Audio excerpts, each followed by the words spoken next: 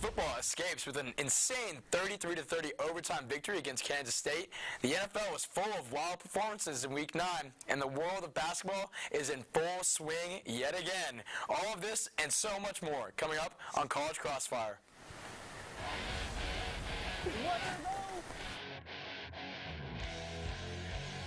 Coming back to that 2021 MVP. He's better than Josh Allen. He's better than Baker Mayfield. He's not better than Mahomes. I can't say that. What you really kick, you get kicked. So, You know, bags of money or whatever, some food inside of them.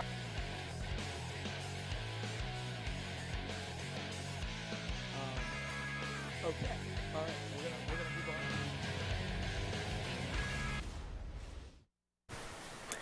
Good evening, and welcome into the most renowned and entertaining sports show on planet Earth. Sorry for the late start if you're watching live. I'm your official host, Ryan Swantkowski, and we have a great show for you this evening. Before meeting our contestants, though, who are just lovely tonight, I want to share with you that today's show is brought to you by Cap Metro, Austin's transit system. We connect you to work, school, play, and everywhere in between. Plan your ride to this weekend's game at capmetro.org. All right, let's go ahead now and meet the players of tonight's contest. Introducing first the College Crossfire Week 9 winner and possibly the tallest member of TSTV Sports, I believe, Tyler Moss. Tyler, how are we feeling? Feeling good, 6'3" officially, maybe 6'4" if we, maybe 7 foot if we pull the hair up. Yeah, I gotta don't pull the know, hair up. maybe we'll see. So I appreciate that, the tallest member award, and maybe we'll repeat as well. But if I only take one, that's all right with me. There we go. Well, welcome back. Happy that you're here to join us again. Introducing second, a man making his semester debut, I believe. Is that accurate? Yeah, that's right. Who's looking to stir the pot tonight? Ikey Kohler. Ikey, how we doing? I'm glad to be back on Crossfire. It's been a little bit. Yes. It's been a good bit, so I'm back. There we go. Just I'm back, period. Well, welcome back, Ikey. And introducing third, usually the man behind the scenes who makes this show run, and the crippling Falcons fan, our producer, Justin Goosman. Justin, welcome. I appreciate that intro, Ryan. Ikey, you stole my I'm back. I really wanted that moment, but, it's good to be out here back on air. It's been a minute, so ready to get things started. Moss, man, you're counting your chickens before they hatch a little bit, talking about repeats, but let's get going. There we go. Okay. A little feistiness from the contestants tonight. I love it. Well, welcome, guys. Before we get started, though, let's go over the rules of the game, just in case you have never tuned in before. There will be 3 rounds, with each round containing 3 questions, and points will be given to who I believe has the best answer in order of 3 points, 2 points, and 1 point. Whoever has the most points at the end of the 3rd round wins and gets to come back for next week's show as well. But we can't forget that the 3rd and final round, or the rapid fire round, is worth double the points. That meaning the best answer will receive 6 points, and so on. Also in this rapid fire round, the contestants have not been able to see or prepare for these questions whatsoever, meaning they will have to improvise, overcome, and you know what I'm about to say next, just don't get caught in the crossfire. Now that the game is explained, let's get to firing. Texas football on Saturday defeated the Wildcats in an overtime thriller that had turnovers, missed kicks, electric plays, and everything else in between. In your personal opinion, what was your main takeaway from this game, and why do you have this thought? Tyler, we will start with you. So I think I'm going to sound a little bit like a broken record if you watched last week. I'm going to stick with the answer that I picked because I think I really had that nailed down. And it's the front 7. Your defensive line specifically had a phenomenal game. You're looking at Tavondre Sweat, Byron Murphy, and Ethan Burke coming back. He had a really phenomenal game as well. They really took away that run game that Kansas State had. Obviously, we saw them when they came back from that 20-point deficit. It was a lot through the air. They really shut down that run game. So, they really picked up for the secondary slack in the passing game. And obviously, Ethan Burke had that fumble right at the start of the second half, even with the Big 12 ref yelling no in his face. I think you guys saw that later. So for me, it's just that the big fellas up front easily wrecks the game for us. Yeah, it seems game in and game out, the front 7 have been huge for Texas, and especially against Kansas State, who was averaging a lot on the ground through quarterback, running back. They did a great job stopping them. I believe to 30-something rushing yards, something like that, something crazy. So, yes, very good answer. All right, Ikey, what you got? So I'm going to stick with the defensive line, and we already knew that the defensive line could beat any team in the country, but the Kansas State game showed that, the defensive line can single-handedly win us ball games. Kansas State came into the game rushing for 230 yards, which was almost leading the nation, and Texas held them to 33 yards on 29 carries running the ball. Crazy. And that's to start the game and make Kansas State pass around. And how about 1st and 5, 4 plays to go win a ball game. Our defensive line steps up. Kansas State can't get the job done. And our Texas's entire season rested on the shoulders of that defensive line. 1st and goal from the 5, and they came through. Yeah. Very true. Yep. Defensive line remaining strong yet again. And like you said, 1st and 5, they were absolutely key to stopping them and for the victory as well. So that was obviously a huge momentum, season-changing 4 plays right there. It was wild. All right, Goose, run us off. Yeah, I mean, my main takeaway is, like, Texas is a good football team, right? That's really all there is to say. 2021 Texas's football team would have lost this game by 15 plus. They would have gone from up 20 points to down 10 after all of the turnovers that happened. There was a sequence where it was interception, blocked punt, fumble, and then interception, and everything went downhill so fast. 2022's Texas team would have found a way to lose it on that 4th down in overtime. But this year's Texas team stayed resilient. They were ready for the moment. The offense came through when they needed to. The defensive line, like Tyler and like Ikey pointed out, Tavondre Sweat with the big bat down on 3rd down before the big 4th down stop. So honestly, my only takeaway is, like, Texas is resilient. Texas is still a really good football team. Texas teams of the past wouldn't have won this game. Yeah, I like that take a lot, or just that thought. And it might seem simple, but it's actually not as simple as people should think, because that is very true. I completely agree with what you just said. So giving out points for this first question, Goose, I'm going to give you the 3, because I've been talking with my friends all week about it. Old Texas teams lose to U of H. Old Texas teams lose to Kansas State the way they played. So I'm going to give you the 3 there. With the 2, just because he kind of went first and had a better explanation, I think, I'm going to give it to Tyler, sticking with that D-line, and with the 1, Ikey. Like the D-line answer, I'm going to give you the 1 to start us off. Okay. Sticking here with Texas football, the Horns now travel just up the road to take on the TCU Horned Frogs. Quinn Ewers is considered day-to-day now, but regardless of this, what is your score prediction for this game, and what will be the deciding factor for the winning team? Ikey, we will start with you in the middle. So speaking of old Texas teams, Texas has not beat TCU while ranked. TCU has won 8 of the last 11 football games against Texas since they've joined the Big 12. But I think that trend changes this weekend, and I think it's not going to be as close as people are going to make it out to be. I got Texas by 2 scores, 31-17.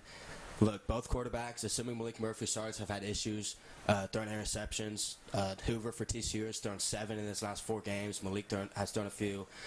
But I think Texas establishes the running game early with Jonathan Brooks and kind of takes the pressure off of Malik.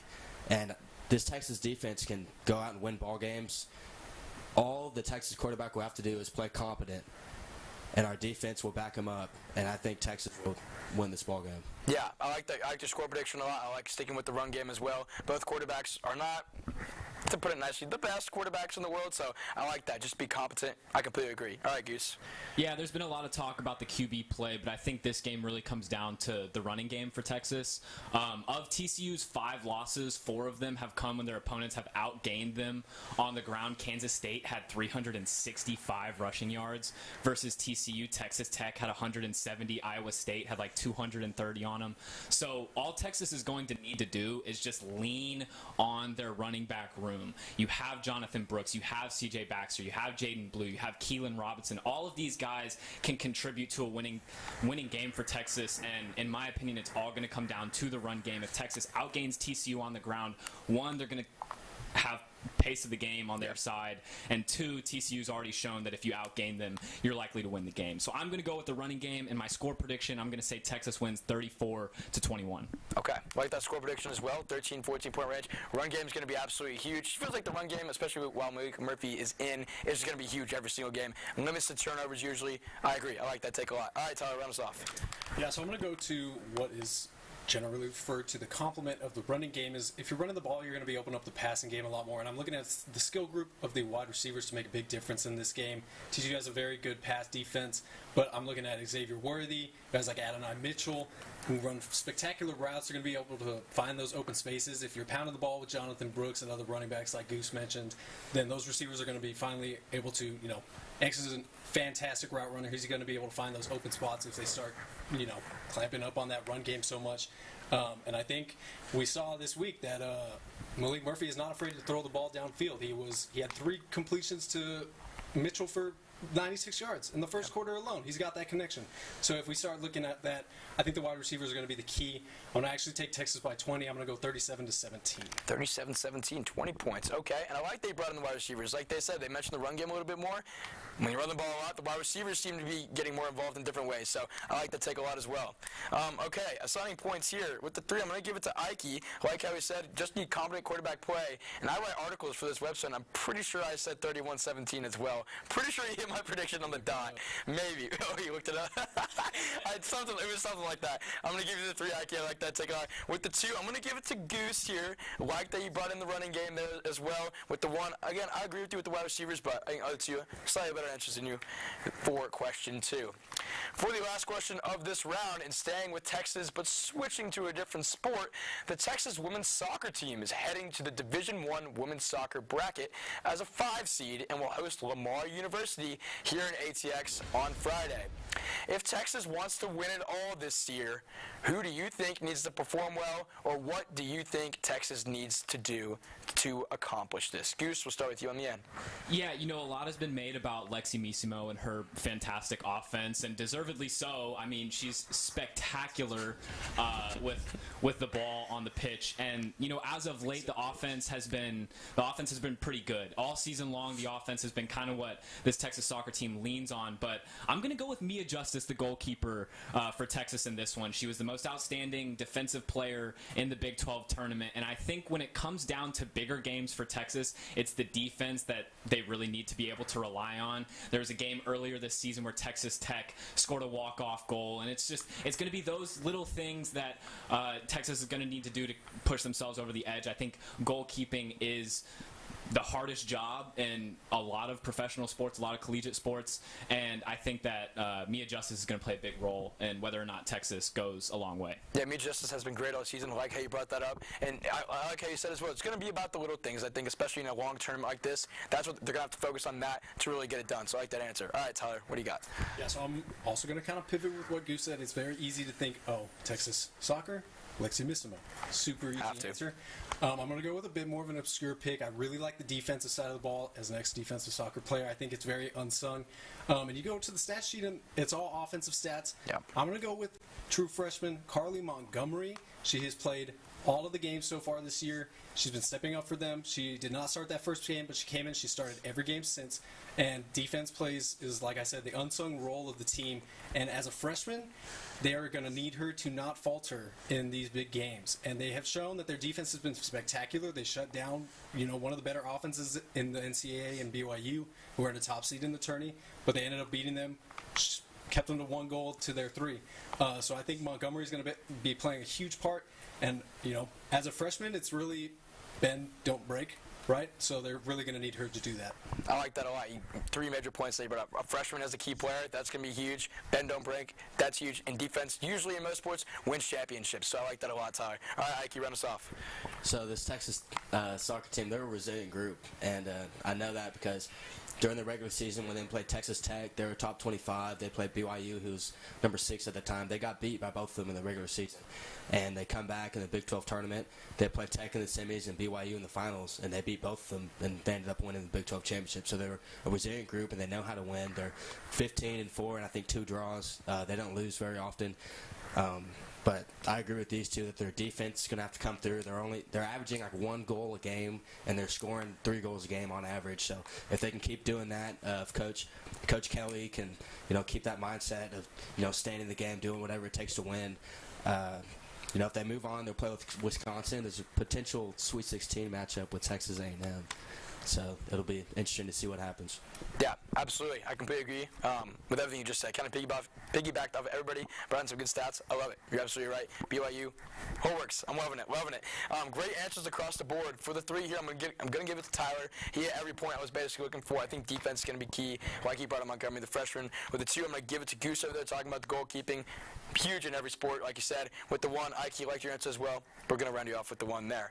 Okay, that'll wrap things up for tonight's first round. Don't go anywhere. College Crossfire. We'll be right back.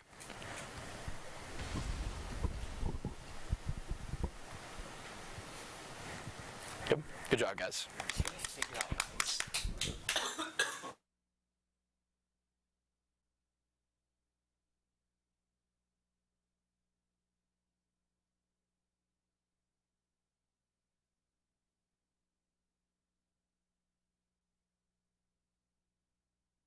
that one and then catch up with this one when you can. Like, come on, Mama. I know it was a bad answer, all right? It's funny. Steph Curry, 57 points, all right, I get it. Yeah, that was bad. That was bad. Brain froze. I just thought, what would be good for an NBA game? So And then- dark. Like even Tyler's dark on the TV. It's not a problem. Are these lights supposed to be shining more over here? Nice ring is your mic?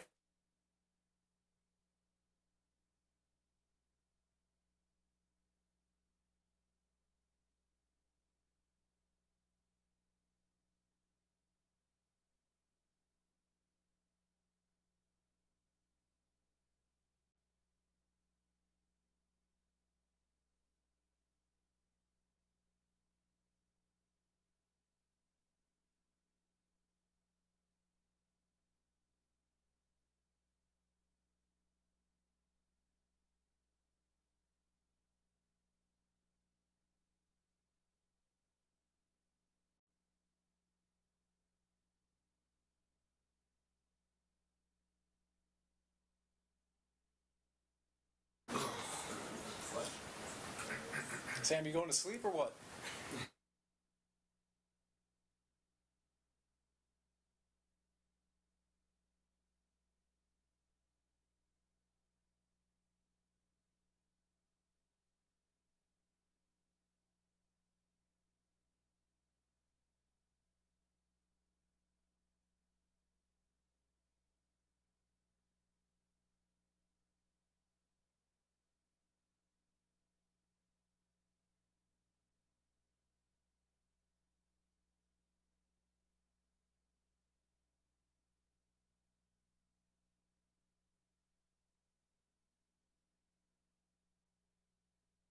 Shaking it.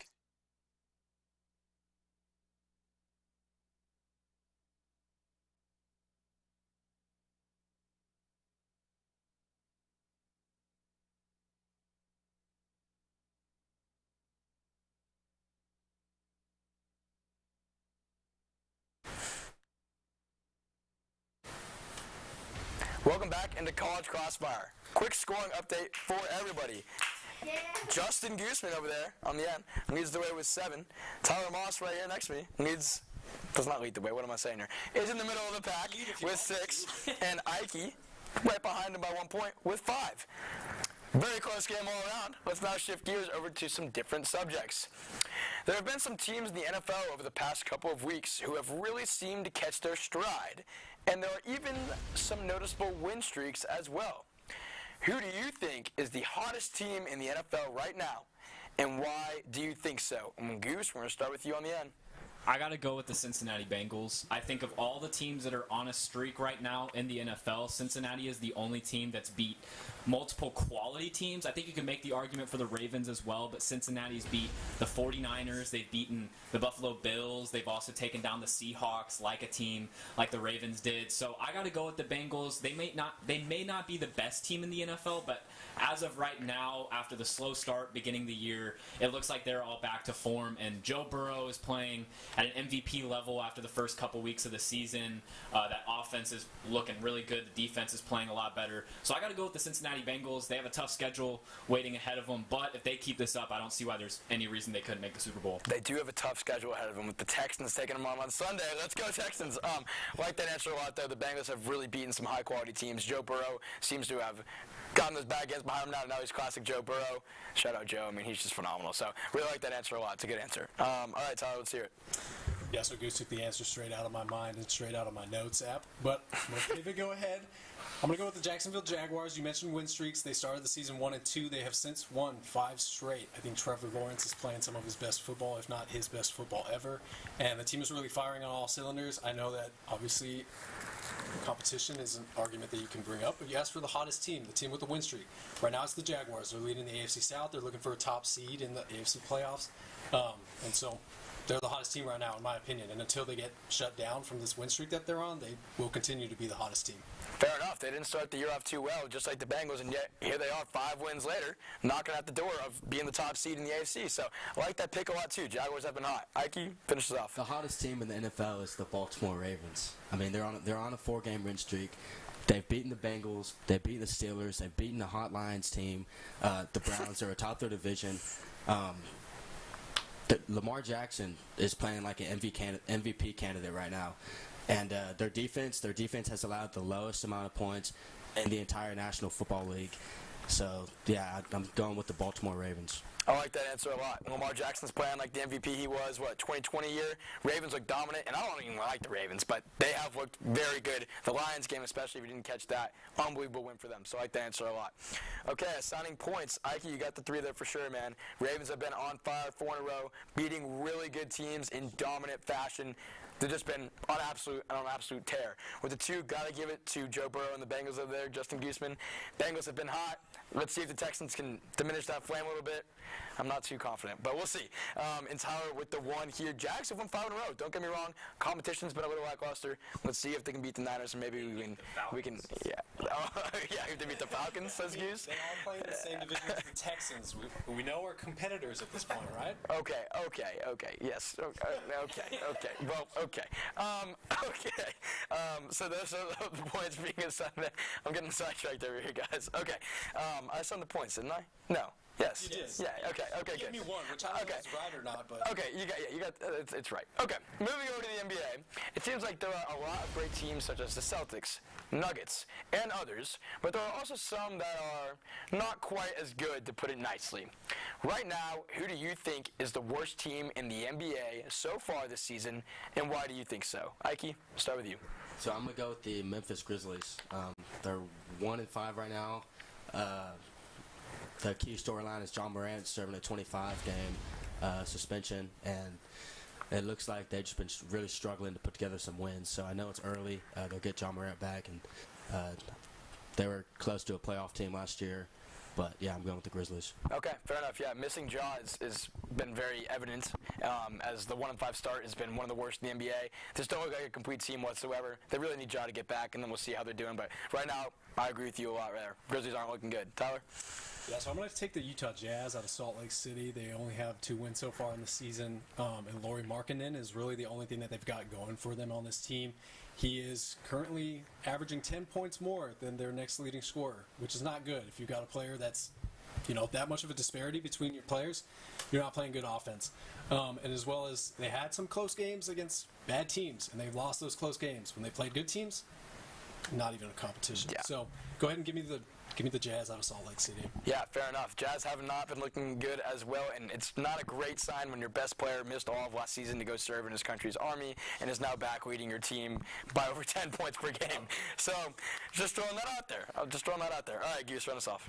Yeah, so the only team in the NBA with a worse point differential than the Utah Jazz is the Washington Wizards.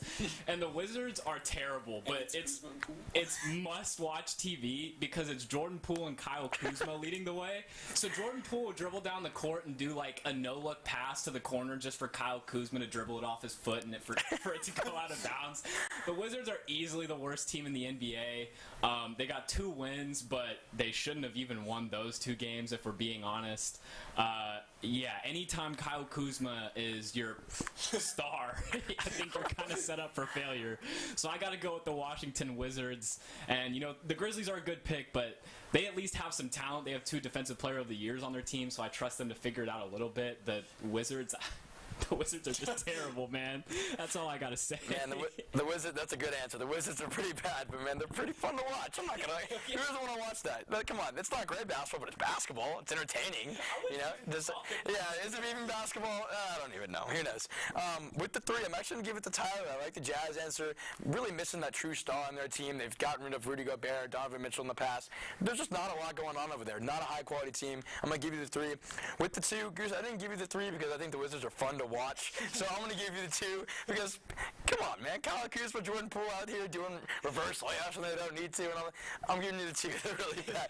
With the 1, Ike, I'm going to give it to you. The Grizzlies have been bad, but like you said, they have some talent on that team, and when Ja comes back, and they can really start to pick it up. So I'm going to give you the 1 there. Okay.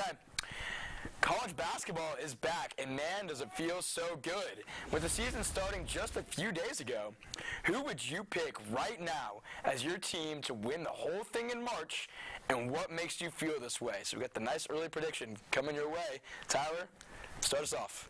So obviously nobody ever knows what's going to happen in college basketball. So I'd be willing to put money that probably all three of our picks are going to be wrong. At the end Come of on, the I gotta season. have some confidence. It's going to be fun to come back and look at these. But I'm going to go ahead and take Houston here. They're starting this year in the Big 12. They've been dominating the American for some time now, and they've been, they're pretty familiar with some tournament runs. So I think they're going to come into the Big 12. They're going to be very competitive in the Big 12. I don't think they're going to win the Big 12, though. But I will see them making a tournament push, getting that run later in the season. I just don't see it happening in conference play. Anytime you're in the same conference as Kansas, it probably won't happen. But when they're out in the NCAA tournament, I can see them going all the way for sure. Yep, fair enough. U of H has been a great team. Last year they were the 1 seed. U of H is a great basketball program. Now moving to the Big 12 is a little bit of better competition, I would say. Kansas, UT, whatnot. So we'll see how they do. I like that pick a lot, though. Ikey, let's hear it. So the last time a 16 seed beat a 1 seed, Virginia went down.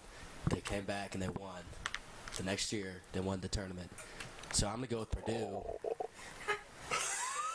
With Purdue, who got beat by Fairleigh Dickinson.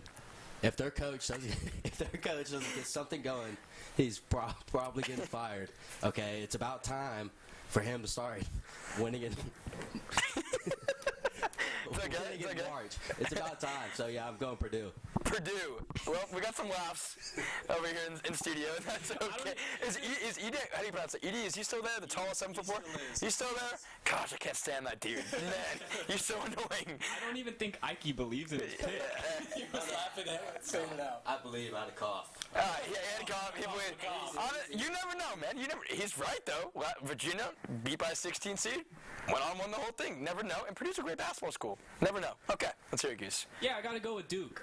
Kyle Filipowski, Jared McCain, they got a lot of talent on that roster. They have some continuity this year. I think the offense is really going to be run through Flip, and I really, I like what Duke has going for them. They got Cooper Flagg coming in the following year, so they need to really build up a program that's headed in the area that they need to be going, and I think that honestly they have the squad this year to get it done. They haven't been too great the last few years, but like I said, they have some continuity in this squad. Flip is only going to continue to get better, and so I'm going to go with Duke. I know it's a blue blood, maybe seen as a lazy pick, but they're really talented, and I think they're coming for it in March. Yeah, fair enough. Very talented Duke team. Like you brought in Cooper Flagg, who's coming in next year. They're just talented across the board. So I like the Duke pick a lot there. Blue blood, but that's okay. Has anyone ever said that Duke needs to build a program, though? Is that... Well, I mean, you lose Coach K. I think you have a new head coach. You didn't have so much success last he's probably the greatest basketball coach of all time. Blue blood, though? Yeah. Oh, some in-question debate, ladies and gentlemen. There we go. Oh, I like it. No, that's what it's about. I like it. In all honesty, your answers were great. I wasn't really expecting any of those, though, so not a phenomenal answer by any of you. No shade. But What's Ryan's answer? In all honesty, I don't have an answer for you. I'll go into it here in a second. Goose, I'm going to give you the 3. Blue Blood Duke, they are a talented team. I do think they can make a good run in the tournament, so I'm going to give you the 3. 2, I'm going to give it to you, Tyler, U of H. Only reason I don't love U of H, in the past few years, and I know history can change, they just seem to choke and never really make it further than they should. Maybe that changes this year in the Big 12. We'll see better competition. With the 1, I'm going to give it to Ikey and Purdue. No shade. It's just every time I think of Purdue, it's just like, I don't know. I can't stand Purdue. We'll see how they do, though. We'll see how They learn to win in March. Yeah. Fair enough. Well, great answers all around by our contestants. We're going to add up the scores when we come back. Don't go anywhere. College, oh my gosh, Rapid Fire is coming up next. You won't want to miss it.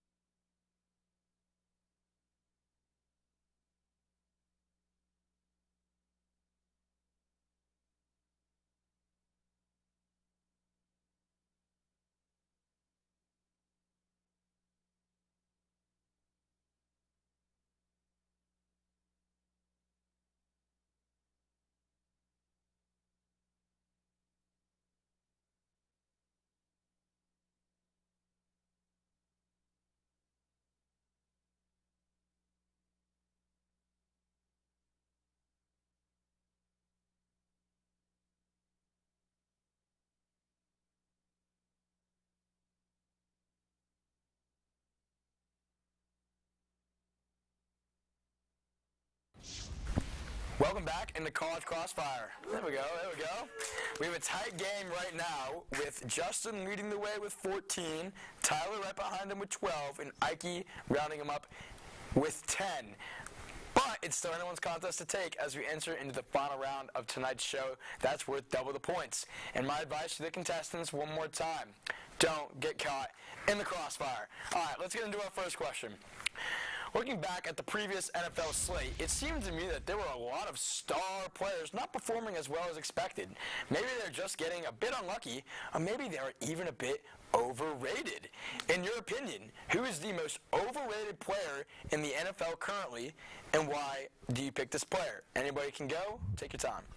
I'm not going to take my time. I'm not going to take my time with this answer. I'm just going to go ahead and say it. It hurts my heart, but Tony Pollard is very overrated right now. I think the reason he saw so much utility and so much explosion is because you had a featured duo back. This year, who you got behind him? Rico Dowdle?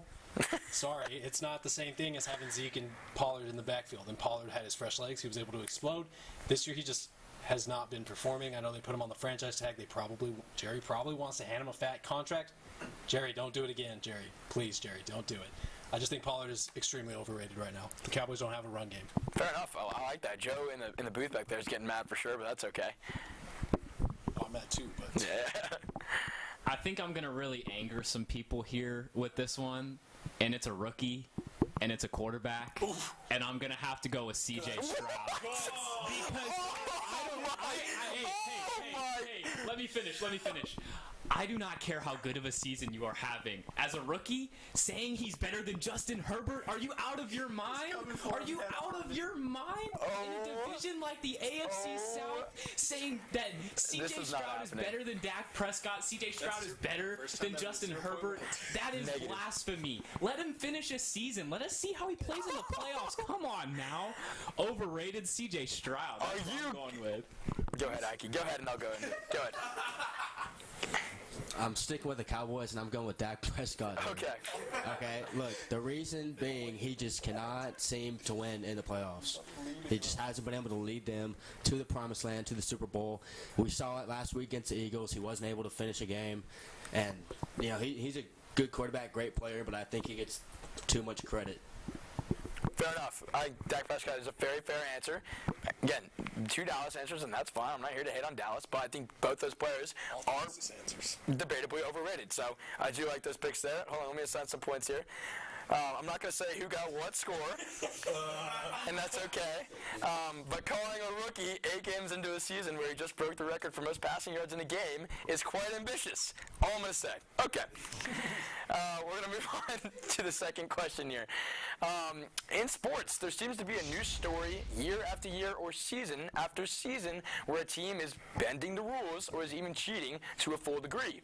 In recent sports news, if you haven't heard, Michigan football is being investigated for stealing other teams' signs through illegal scouting, videoing, and other antics. Looking at this and the other sports cheating stories as a whole, which one do you think has been the worst / is the most notable in your brain, and why? To get the gears turning, some answers could be Deflategate, Spygate, others around that area. Take your time. I'm not bringing up the one I don't want to bring up, so don't worry about it. Goose is about to bring it up. Negative points, not playing. I think the most notable one, at least in my life, because I'm going to be honest, I don't care about Deflategate. I don't think deflating a football changes very much about the outcome of a game, especially to the degree that the Patriots did it. But the Falcons pumped in crowd noise for a year back in like 2019 because they didn't have enough fans. And I just think that's really funny that the Falcons had so few fans in their stadium that they had to pump in crowd noise to try and get a home field advantage because they were so bad. But yeah, that's the most notable in my lifetime. Did it lead to any wins? No, the Falcons are still really bad, but it's funny. There we go. He had to hobble himself out of that last answer. I think the worst cheating story as a whole, it was like in the 90s or the early 2000s, but it was when essentially, like, I don't know if he was in the mob or some dude was paying off this NBA referee to essentially swing. He said in a documentary that he could swing points, swing games 6 points in either favor, and eventually he just started fixing the game. So that's a little bit different than a team cheating. That's the whole institution being corrupt as a whole, impacting the whole season. So that's my answer. Fair enough. Good answer. Tim Donahue. All right. So I'm going to take worst and change the word a little bit. I'm going to go with Deflategate. And Goose already said it. I don't think it makes that much of a difference. Obviously, I'm not a pro quarterback, although I could give Steph Curry a run for his money, but it's another story. I just don't think it makes that much of a difference in throwing the football. So for that reason, it is the worst way to cheat. Oh, interesting. If you're going to cheat. Like, I don't understand why you would go to, let me go ahead and deflate this football so I can throw it. Cheat. I'm sorry. Like, the Astros stealing signs, that's cheating. At least they cheated for a purpose. They showed will to win there. Exactly. I don't understand why deflating the football is the first thing that comes to mind, because there's so many better ways to cheat. It's just the worst way to cheat in my brain. Interesting spin on that question there. Okay, I like the answers across the board. Pumping crowd noise, forgot that even happened. Big cheating scandal in the 90s, paying off a ref. And Deflategate not really being impactful. Okay, I like that. Good answers across the board. All right, moving into our final question. Sticking with the college basketball spirit from earlier, there are some teams with some awesome school colors and uniforms out there. For example, so you guys don't use this one, Texas burnt orange uniforms are so clean, and they always have a very nice and polished looking court as well. My question to you, what college basketball team has the best colors or uniforms in the country, in your personal opinion, and why? Anybody can go. I'm going with the North Carolina Tar Heels here. They got the baby blue shorts. I think that color is just a good basketball jersey color. Yeah, that's about it. It's not like look. It's not super. It's not super intimidating. Okay. It's not, But the history behind the color scheme is what makes it intimidating to the other team. It's the pride of wearing the North Carolina Tar Heel blue, the same Jordans that Michael Jordan wore when he was at North Carolina. I think those are the best, most iconic jerseys in all of college basketball. Okay, good answer. Yeah, I'm going to kind of follow suit here. Give me UCLA. I'm sorry. UCLA has a timeless look whenever they wear their jerseys. The Bruins, they got the blue, they got the gold, they got the white. Flawless. Love the lettering across the jerseys as well. Always clean in my mind. Just what comes to mind for me. I mean, Fair enough. there's not much else to say. I mean, just opinion-based. Give me UCLA. Fair enough. Okay. I gotta go with the Florida Atlantic uniforms from last year. I thought those were really clean. They had both the red, they had the solid dark blue, I think is what it was. They had a nice white jersey as well. Those were really clean. If you remember those from the NCAA tournament in the Final Four, I really liked those uniforms. Kind of reminded me of the old Hawks uniforms from the NBA whenever the Hawks were really bad, but they had cool uniforms. And I just thought those were really interesting. We haven't seen those a lot. You can go with a blue blood, one that you see a lot, but trying to get outside the box here, really like Florida Atlantic's uniforms. Okay, outside the box there with FAU, keeping it classic here with UNC, and throwing it back a little bit to the UCLA. I like that. Great answers across the board. Okay, I've added up the totals, and the winner has been decided. Quick little drum roll, please, from everybody. The winner of Week 10 College Crossfire is Ikey Kohler. Ikey with the win. Do we have time for FaceTime? Give him FaceTime. Yeah, here we go. Let's hear it. Go for it. Hey, I'm just excited to get the win. Shout out my parents if you're watching. Shout out, shout out TSTV as a whole, and shout out them Longhorns. They about to be 9-1 this weekend. So, hey, I'll be back next week. That was fun. There we go. You had a great rapid fire round. That's where you won it, man. Great rapid fire round by you. And congrats to you again, Ikey. And now we'll wrap things up for us here at TSTV tonight. Thank you to everyone who makes the show possible, from the contestants, in-studio personnel, all the people in master control, and to you, the audience, especially. I'm your host, Ryan Swantkowski, and we will see you next week.